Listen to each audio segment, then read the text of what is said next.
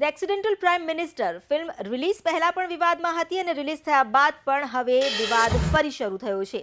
કોલકાતાના સિનેમાગૃહની બહાર કોંગ્રેસે વિરોધ દર્શાવ્યો. મોટી સંખ્યામાં કોંગ્રેસના કાર્યકર્તાઓ મલ્ટીપ્લેક્સની બહાર પહોંચ્યા અને ફિલ્મ વિરુદ્ધ નારેબાજી કરી ફિલ્મને અટકાવવાનો પ્રયાસ કર્યો. આ ફિલ્મમાં અનુપમ ખેર પૂર્વ પ્રધાનમંત્રી મનમોહન સિંહનું પાત્ર ભજવી રહ્યા છે. આ ફિલ્મ રિલીઝ થતા પહેલા પણ વિવાદમાં આવી હતી. The accidental prime minister film release થતાં જ થિયેટરની બહાર લોકોના જમાવડો થયો છે. કોલકાતાના સિનેમાગૃહની બહાર લોકોએ હોબાળો મચાવ્યો. કોંગ્રેસના કાર્યકર્તાઓએ આ ફિલ્મને અટકાવવાના પ્રયાસ કર્યા હતા.